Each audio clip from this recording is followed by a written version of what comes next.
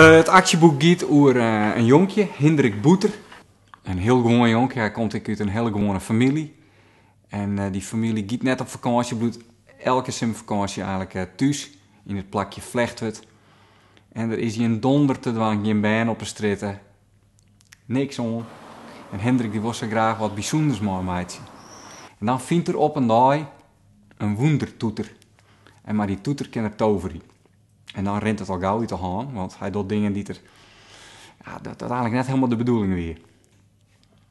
Een spannend boek, denk ik, voor ben van nou, jongen hier, ben die het van fantasieachtige verhalen horen. Beetje Roald Dahl-achtig.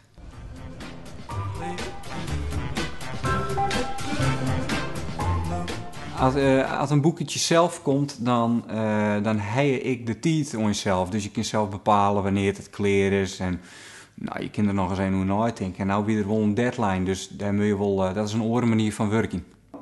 Nou, dan moet je van tevoren een goede planning maken. Hè?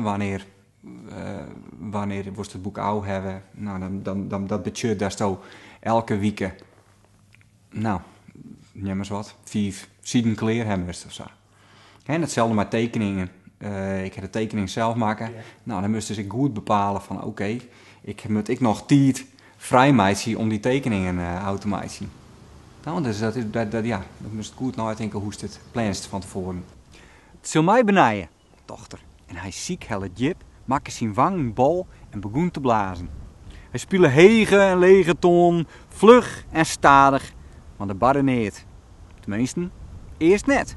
Maar na een paar seconden begon een van de vleentuigen te bewegen.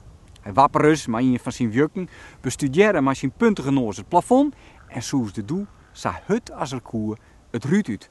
Denk hier er, dacht Hendrik. En de oren twa dienen hetzelfde en vliegen erachterom. De ene nog hudder als de oren.